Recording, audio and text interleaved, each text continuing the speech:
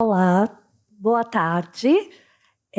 Agradeço à comissão organizadora aí pelo convite de estar mais uma vez aqui, né, nesse evento e poder contribuir, né, de alguma forma com a minha experiência e também com a pesquisa, né, dentro dessa área. E aí foi dado esse desafio mesmo, né, para falar a respeito, né, da terapia nutricional na cardiopatia e especificamente, né, na terapia nutricional enteral. Me apresentando, sou Ana Paula, atualmente estou atuando no Instituto Nacional de Tecnologia em Saúde, no Hospital e Maternidade em Suzano. Tenho experiência na área de cardiologia, fazendo residência, né, e sou especialista pela Unifesp, e também fiz 4 anos de atuação em unidade de terapia intensiva no Instituto do Coração, trabalhando principalmente com pacientes em pós-operatório de cirurgia cardíaca. Então, eu trouxe aqui essa palestra, mesclando não só o que a gente encontra em literatura, mas também falar alguns aspectos dentro da experiência prática que eu já tive. Primeiro, eu pesquisei, sobre o que a gente tem especificamente, como característica entre os pacientes cardiopatas que recebem a terapia de nutrição enteral. E aí a Sociedade Americana de Nutrição Enteral e Parenteral trouxe, esse estudo multicêntrico, observacional prospectivo, realizado em 13 centros, em diversas partes do mundo, especificamente de pacientes de cirurgia cardíaca. Então, eles coletaram durante 12 dias volume de nutrição enteral prescrita e infundida e compararam, o que esses pacientes receberam com as recomendações de diretrizes.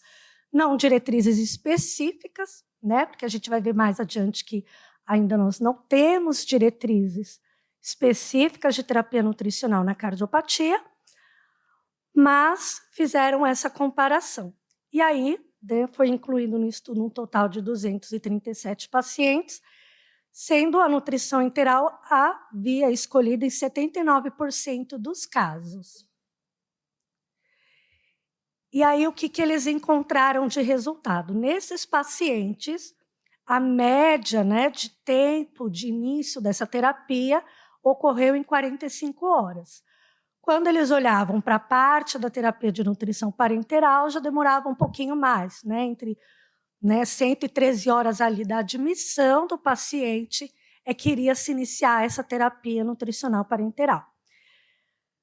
A nutrição enteral foi interrompida em mais de 21% aí dos dias de internação, principalmente por conta de procedimentos médicos.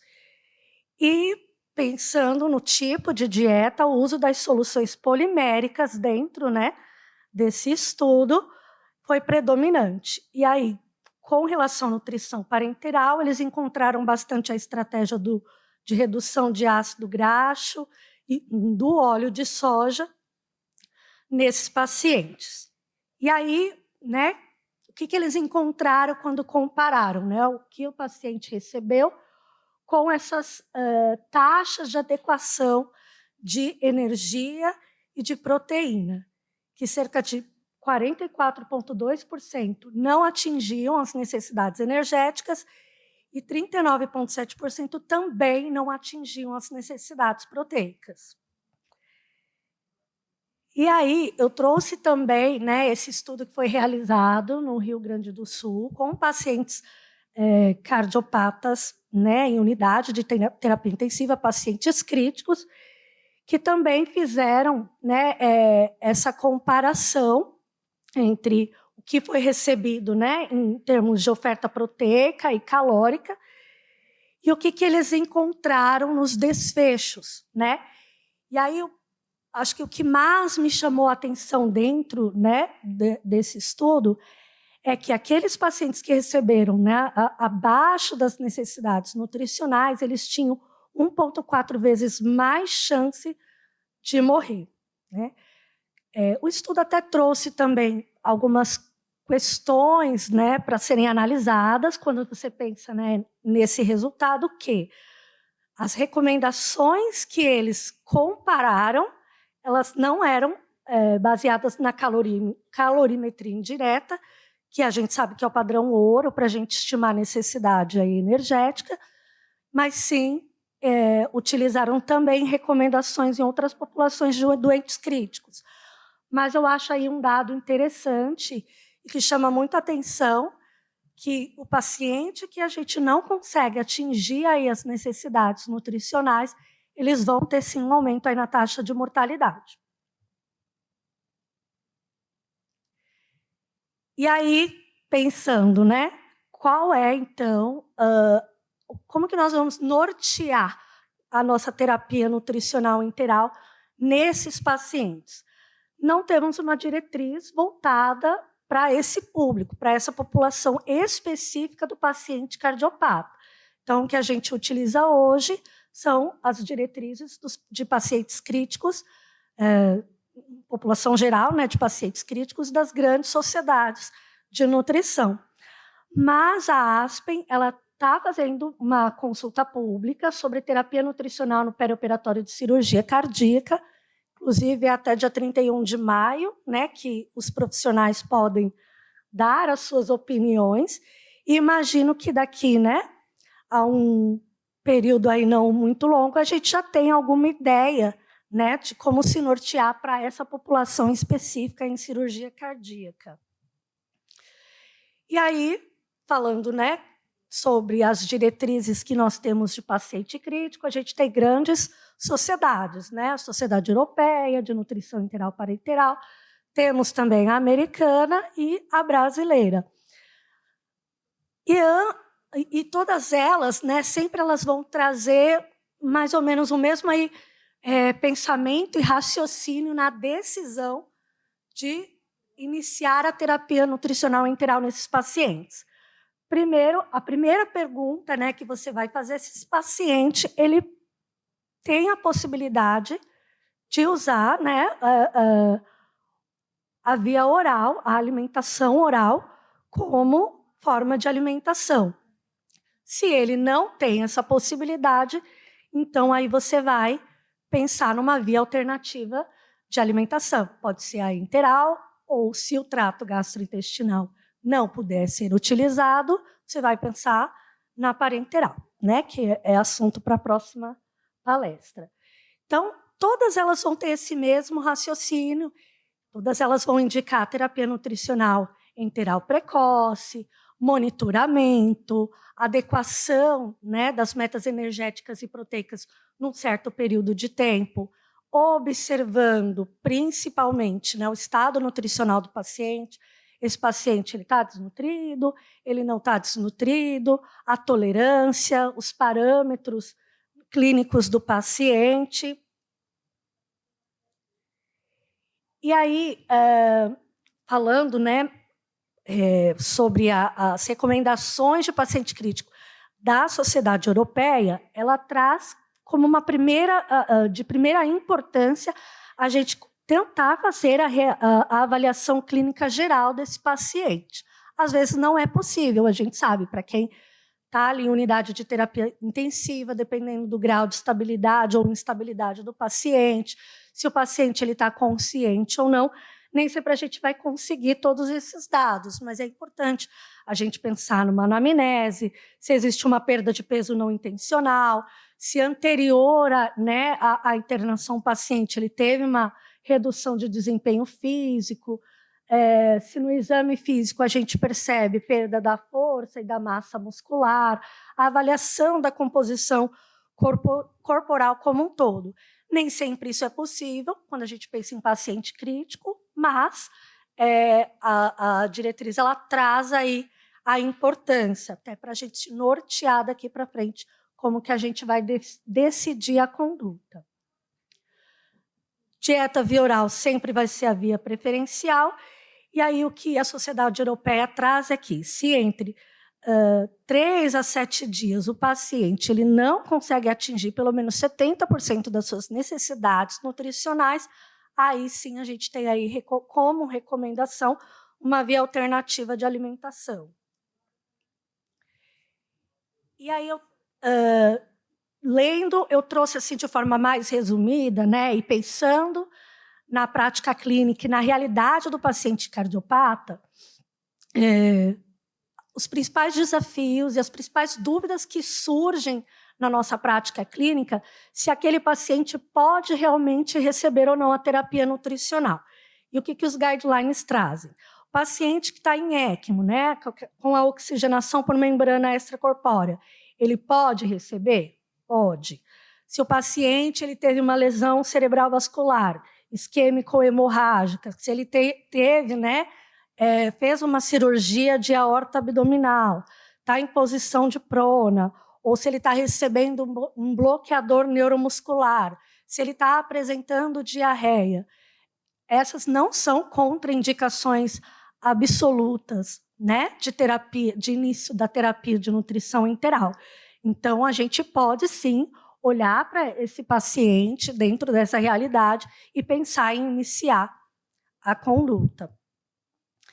E aí a diretriz traz aqui quais seriam, então, essas indicações relativas e as contraindicações relativas, e as contraindicações absolutas para esses pacientes iniciarem a terapia de nutrição enteral. Relativa, né? Instabilidade hemodinâmica grave, paciente com ilho paralítico, com vômitos, diarreia, sangramento gastrointestinal superior. Muitas vezes, quando a gente se depara com pacientes, né, dentro desse quadro clínico, às vezes a gente pensa, não vamos iniciar.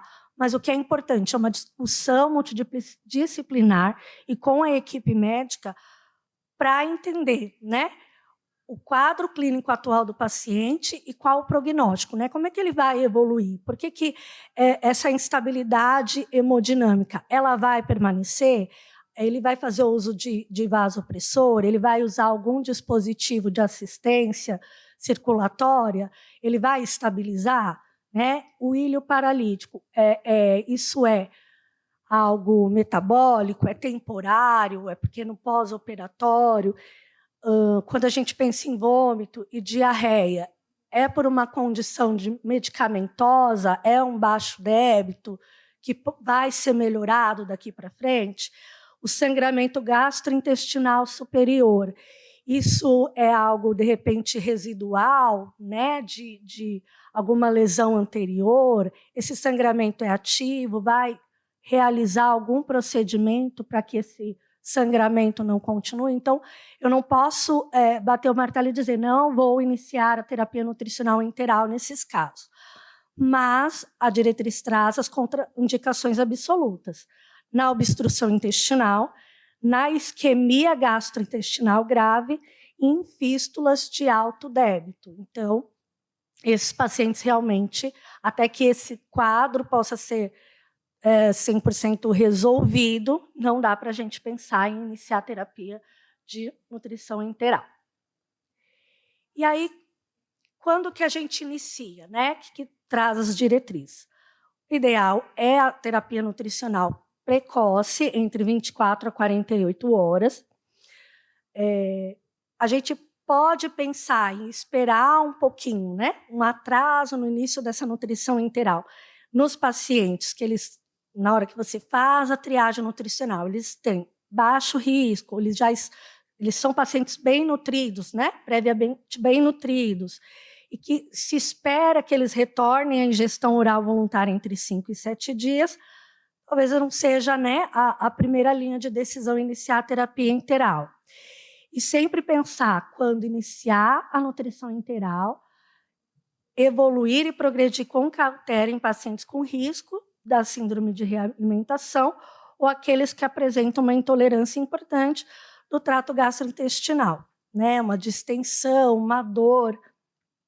Então, aí temos que ir com um pouco mais de cautela. E aí chega, acho que uma das principais questões do nutricionista dentro da terapia de nutrição enteral no cardiopata, que são aqueles que estão hemodinamicamente instáveis. Posso, não posso, e quando eu inicio a nutrição enteral? Então, o que as diretrizes elas trazem, né? Essa diretriz ela é bem recente, 2023, da ASPEN, e ela trouxe uma forma bem interessante de você tentar decidir, né, nos pacientes que estão em uso de vasopressor, se você pode ou não iniciar a terapia nutricional. Vasopressor ele não é uma contraindicação para o início da terapia nutricional enteral precoce. O que é importante o nutricionista considerar junto com a equipe? Que tipo de agente vasopressor esse paciente está utilizando? Qual é a dose equivalente desse vasopressor, né? Então, quantos microgramas por quilo minuto de noradrenalina ele está utilizando? É só a nora? Está associado com algum outro inotrópico, dobutamina, enfim. Se a gente vai iniciar precocemente, a gente vai esperar um pouco, qual que é a via? A gente vai fazer uma sonda nasogástrica, a gente vai fazer uma sonda nasoentérica, né, pós-pilórica, e a gente pode considerar, pelo menos, manter ali um volume trófico, né, um volume mais baixo dessa nutrição enteral, quando a pontuação do score de dose equivalente de vasopressor ela for maior de 12. E aí eu achei super interessante. Eu falei, o que é esse score de dose equivalente de vasopressor? E aí a diretriz ela traz uma forma da gente calcular isso. Então, eu vou lá buscar quais são as drogas vasoativas que esse paciente está utilizando, né, dentro da dosagem. Né, vou utilizar aí esses multiplicadores que eles trazem, vou somar tudo isso. Né? Então, eu vou considerar ali, se o valor, né, for maior que 12, talvez eu possa pensar ou não em iniciar a terapia de nutrição enteral. Tá? Outra coisa que é importante, né? Muitas vezes esses pacientes eles fazem uso de ventilação não invasiva, a VNI, e aí fica a dúvida, não é melhor então a sonda ela ser pós-pilórica, né? Mas o que as diretrizes trazem é que o ideal mesmo é que a gente tenha a preferência pela alimentação gástrica, até para estímulo mesmo de produção enzimática. Quanto mais a gente estimular o estado fisiológico normal, melhor. Né? Mas isso tem que ser avaliado caso a caso. Quando a gente pensa em iniciar a alimentação desses pacientes via enteral, a gente pode pensar numa fórmula de densidade calórica aí um pouco mais baixa, né, entre 1 a 1,2 quilocalorias por ml, mas com alto teor de proteína e baixo teor de fibras. E tanto faz, né, o que a diretriz traz, se a gente vai utilizar as semi-elementares, as oligoméricas, né, ou as poliméricas, esses pacientes sempre vão tolerar esse tipo de dieta. E aí, ele traz também sobre a progressão da dieta enteral. Então, a gente inicia ali com uma dose entre 10 a 20 ml hora e pode ir aumentando a taxa a cada 4 horas, entre 24 a 36 horas, aí eu tenho 1 a 3 dias para atingir essa meta nutricional, mas sempre iniciando numa dose baixa e pensar em aumentar ali, claro, observando como um todo, né, toda a parte do paciente, se ele está tolerando essa progressão de dieta. Com relação a outras formas de monitorar essa instabilidade hemodinâmica, não temos dados suficientes para utilizar só o lactato como parâmetro. O lactato está alto, então não vou começar a dieta enteral. Não pode ser só utilizado isso. Não há também uma recomendação para se monitorar o volume residual gástrico nesses pacientes, para que eu diga não posso, não devo iniciar a terapia ou tenho que parar. Também não recomenda utilizar a pressão arterial média de forma isolada para contraindicar a nutrição enteral, então ela pode ser administrada nos pacientes com a pressão arterial média aí acima de 60, acima ou igual a 60, e se ele já está recebendo a dieta, está tolerando, e a pressão arterial média está aí um pouco mais reduzida, em 50 milímetros de mercúrio, ele pode até continuar com essa dieta enteral. Não quer dizer que eu vou ter que diminuir mais um pouco, então eu não vou parar de alimentar. Tudo a gente não pode utilizar, né? Como que a gente deve pensar? Não posso utilizar apenas um valor isolado para falar que o paciente não pode receber mais. Eu preciso pensar no paciente como um todo. E manter dieta enteral, mesmo nos pacientes que estão em uso de ECMO e que têm a necessidade de ser colocado na posição prona. Tá? Então, não preciso decidir que vou parar a terapia nutricional, mas sempre eu vou sempre enfatizar e repetir isso. Nada é isolado, tudo tem que ser pensado como um todo e de forma multidisciplinar. Também trouxe aqui quais seriam as ações dos agentes vasopressores e inotrópicos no trato gastrointestinal e também qual é a ação deles na pressão arterial média do paciente e do débito cardíaco. E o que essa diretriz, essa recomendação diz é que a gente precisa não só olhar apenas para um vasopressor específico, mas a interação entre eles modifica muito a resposta hemodinâmica do paciente. Então, quando eu penso apenas no paciente, no uso de noradrenalina, mas se ele também está utilizando um inotrópico, ele está usando uma dobutamina, ela que aumenta o débito cardíaco, não necessariamente eu vou ser catedrática e dizer, ele está usando noradrenalina, então ele vai ter uma redução ali na perfusão intestinal. Depende muito dessa interação. Tá? Então, essa recomendação pede para a gente avaliar isso. Por fim, eu vou falar sobre o que a Braskem, que é a Sociedade de Nutrição Enteral e Parenteral Brasileira, traz sobre as recomendações para pacientes críticos que a gente utiliza nos pacientes cardiopatas. Então, o que ela traz que, com base nos dados, nos estudos recentes, se propõe um corte seguro de uso de droga vasoativa, aqui especificamente a noradrenalina. Então, entre 0,1 e 0,3 microgramas por quilo minuto, digamos que seria uma dose que não iria fazer com que o paciente fosse excluído, ou que fosse uma contraindicação absoluta para iniciar a terapia nutricional enteral. Agora, acima de 0,5, aí eles podem apresentar, sim, um maior risco de não tolerar e até um desfecho mais negativo, que é a isquemia intestinal.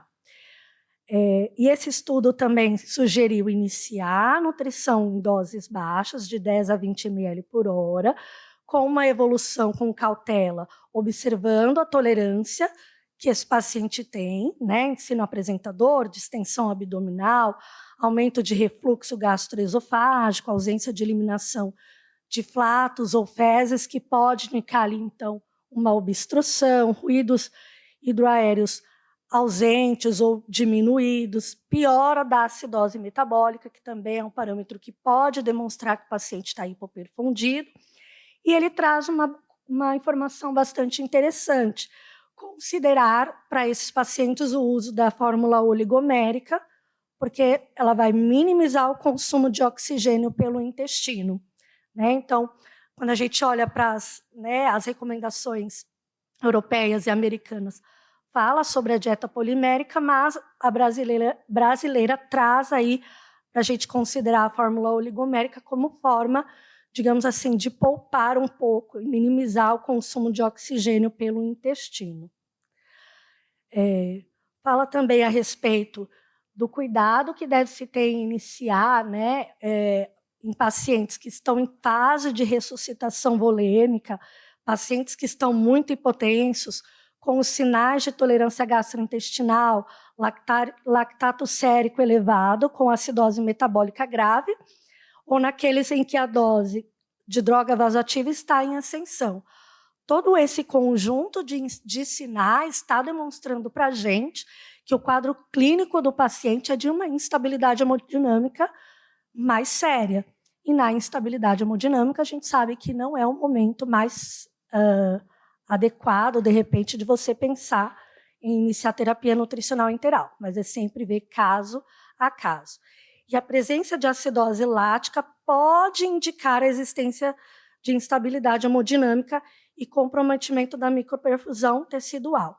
Embora, quando a gente olha para outras diretrizes, elas dizem que, isoladamente, isso não é contraindicação, né? Então, entre as diretrizes, a gente tem coisas que corroboram, algumas coisas que elas são discrepantes, mas dentro da prática clínica, a gente vai conhecendo a característica do paciente, observando esse paciente e vendo qual é a forma mais adequada para conduzir a terapia de nutrição enteral. No choque controlado, no choque descontrolado, paciente com hipercaptania, acidose, a síndrome compartimental abdominal, com volume aspirado gástrico acima de 500 ml em 6 horas, a diretriz brasileira ela já fala sobre não iniciar a dieta enteral. E, por último, a terapia nutricional enteral em baixas doses pode ser iniciada quando esse choque for controlado, né? Então, se os fluidos vasopressores inotrópicos eles estão sendo mantidos, né, numa certa dosagem, a gente pode iniciar. É isso, obrigada.